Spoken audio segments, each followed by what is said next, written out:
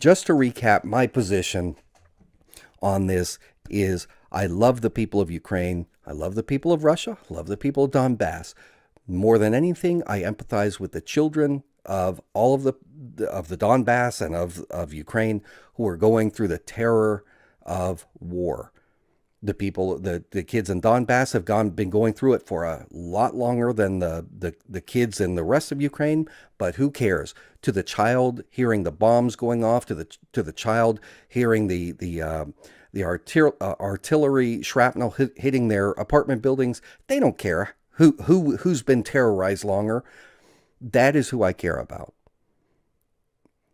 I want this to end as fast as possible. I understand the legitimate security concerns of Russia.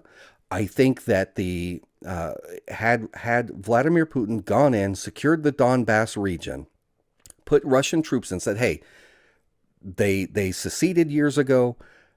I now recognize their political legitimacy, and they have invited Russians in. So we're going to go in, and we're going to put some bases in there, and we're not going to let Ukraine retake this territory, and we're going to use this as a buffer zone."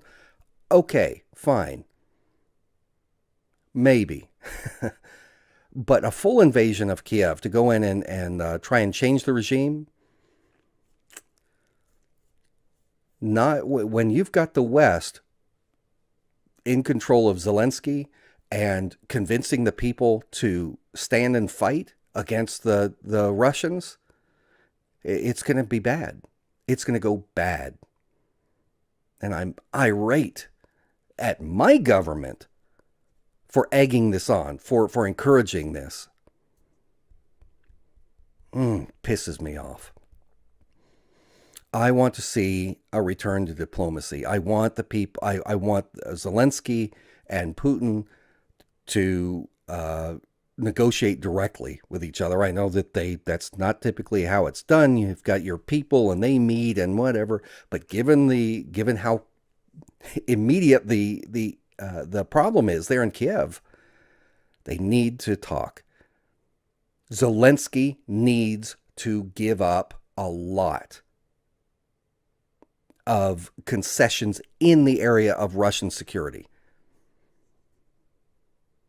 Putin needs to understand that if he turns on, if this becomes any kind of guerrilla warfare situation, if he decides he's going to do like he did in Syria and say, well, they took up arms, they're fair game, and it's going to be a bloody, horrible mess. Russia's already reeling economically. They're suffering. They're on the verge of collapse. The ruble has collapsed. Their stock market is closed. They're not even trading. The central bank can't give away rubles. Nobody in the world is taking them. Think through what the next steps are here. The West can keep this up, but what do you think is going to happen if Russia is starting to collapse economically? They're going to turn to China. China and Russia have got a lot of deals together, especially when it comes to the BRICS nations. The economic bloc: Brazil, Russia, India, China, South Africa. They've got their own kind of version of the IMF and World Bank. They've got their. China has already, the spokesman for the Ministry of Foreign Affairs, the Foreign Ministry of China, has said this week, China believes that the party most responsible for the conflict in Ukraine right now is the United States. This is the official government statement of China. The problem is the agitation by the United States trying to cause Zelensky and Ukraine to be recalcitrant and not negotiate in good faith on Russia's legitimate concerns. If we have something, for example, like Putin starts hitting civilians, and one of these NATO states says, well, we can't stand by and let this happen. We're going to join in and help out, especially if Belarus comes in and gets involved. Like this, we're going to have world war. That's how all World War One, World War Two. It starts out. You've got the friction. You've got the two main parties fighting, and then you get someone else in, and then someone declares war on them, and bam, all of the alliances, all of the military pacts, bam, bam, bam, like dominoes falling. World War. Since Putin has already threatened to use nukes, the West, or specifically the United States, do you think that if they get into it, you think the United States isn't going to be willing to nuke them first?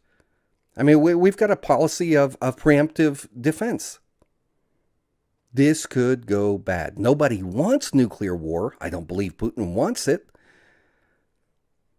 But in a country like Russia, where the men are, you've got this, macho man, kind of, this Slavic tough guy. They don't screw around. They're not like the soft Western whatever who talk tough, and then when somebody gets in their face and they're like, oh, sorry, I was just talking. That's not how they do it. So it could go bad. And that's why I want to see an immediate de-escalation. And the only way, Putin's not going to be like, guys, I changed my mind. I kind of put all my chips on red, spun the wheel, and you know what? After all, I'm not interested in this.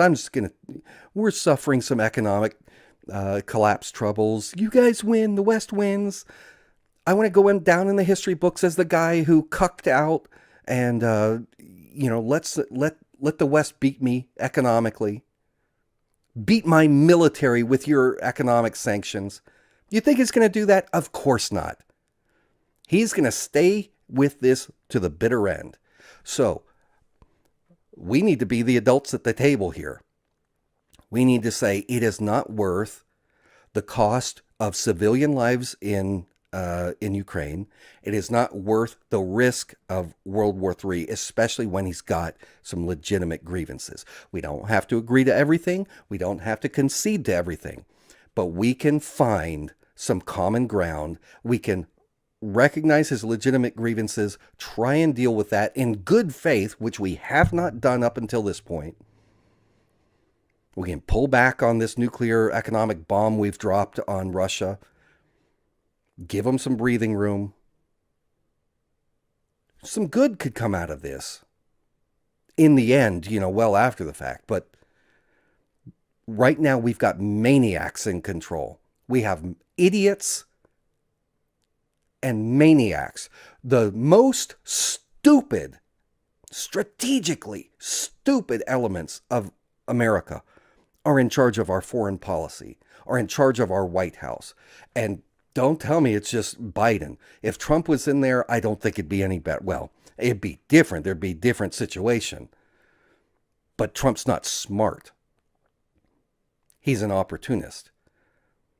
Whether it's Bush Jr., Obama, whoever, you can take the head of state out and replace it.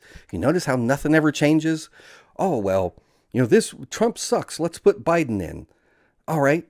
Guess what? Everything sucks still. We're doing the same stupid things. Put somebody else in. Oh, guess what? It's going to be better. Oh, it still sucks. Huh. We're doing the same things again. Guys, it's been going on for decade after decade. The problem is we have a permanent, I hesitate to call it deep state because it's so, tinged with, I don't want to call it the deep state, but we have this fourth branch of government, which consists primarily of a rogue State Department apparatus where you have people from the Council on Foreign Relations, which is the policy writing arm of the New World Order. New World Order being the elite globalists, wealthy oligarchs who are invested heavily into corporations, the military war industry corporations. So you've got the oligarchs, you've got the bankers, the central bankers, you've got the war corporations, Boeing, Northrop Grumman, on and on and on. You've got the intelligence agencies. And you've got the U.S. State Department, the New World Order. These oligarchs, these people, they say what they want. The Council on Foreign Relations think tank takes all of that, says, well, to achieve these goals, to get the oil in Venezuela, to get the whatever in Ukraine, we need for the U.S. government to do this, this, and this. They write the policy. They give it to the State Department. The State Department is the government side of the official government side to the non-official Council on Foreign Relations side. So the State Department gets its marching orders, which is exactly what Hillary Clinton called them. She said that in a speech to the CFR, that foreign policy marching orders for the United States comes from the Council on Foreign Relations. It's on video. You can look it up yourself. Once they have the marching orders in the State Department, the enforcement arm, the paramilitary arm, goes to work, and that's the CIA. They go in, they destabilize, they'll access the economic hitmen if that's the case. They'll use jackals who will go in and carry out terrorist operations. If these things fail, then you start with the sanctions and everything else. If that fails, you send in the U.S. military. So we are engaged in coup after coup after coup around the world, not for the benefit of America. How does any of this crap, how does flipping Syria help Americans? How does knocking off Gaddafi in Libya help Americans?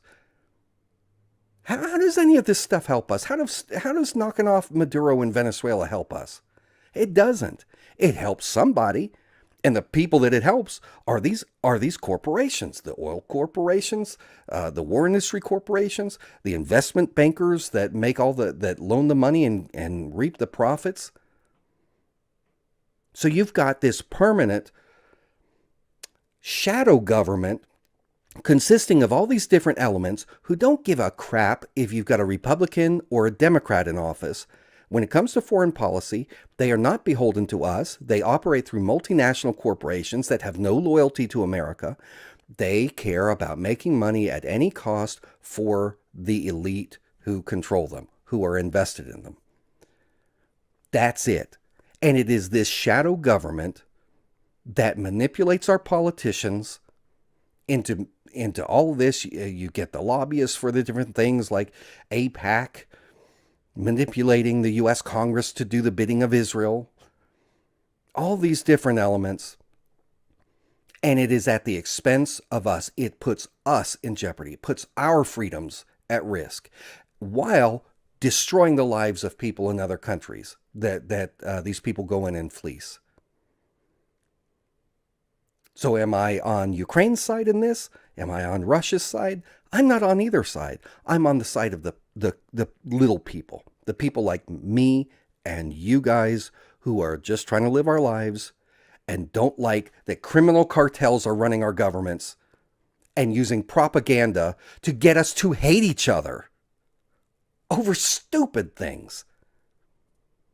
And you can see the hate. Doesn't matter what the issue is anymore. We hate each other. I am so saddened by that. But anyway, these have been my thoughts. I hope that you can appreciate that. You know, I've got my opinions. I respect yours, even if they are very different from mine, as long as you don't act like a jackass toward me. You know, we're cool. I hope you'll follow me on Twitter, twitter.com/Morphonios, Morphonios. In closing, again, I'm at 4 hours, 40 minutes in this live stream. I don't get paid for it. I ask you for your financial support. I know things are tight for everyone. Things are tight for me. Trust me. I know things are tight out there. I'm the father of 10 kids. I have 5 of them still in the house. The others have gone off to college, but I'm still supporting them in some ways. They're pretty independent, but still. It's expensive. I'm not someone who gives a whole lot of attention to money. I've never craved money. It's not my thing. But I am dismissive of money to the point that I should do a better job of it. I do run other companies that I own and make some money that way. But I want to devote more time, considerably more time, like I used to this stuff. I love this stuff. This is my passion. I love talking about it. But if I don't have financial support to replace the income that I will lose from diverting my time away from my other businesses to this, I can't do it. If you want my voice or the voice of an alternative voice that is willing to speak out and give people something different from what the mainstream media gives, go to patreon.com/blackstoneintel and support my work. $5 a month. $5. Come on, $5. And like I said, I'll enter you in a raffle for my free Blackstone cap. And if you want to make a one-time donation, the links have been in the chat. Boulder Angel has been rocking awesome tonight, sharing the links. PayPal.me/BlackstoneIntel if you want to make a one-time donation. I love getting mail from viewers. I love it. And I haven't been asking for it so much lately, and so it's gone down some. But I've had it scrolling during the show. Write to me. Tell me your views. Jake Morphonios, P.O. Box 1333, Kernersville, North Carolina 27285, if you want to write to me. I generally will send a postcard or something back. I can't always write a long letter or something, but I do try and respond to the folks who write to me.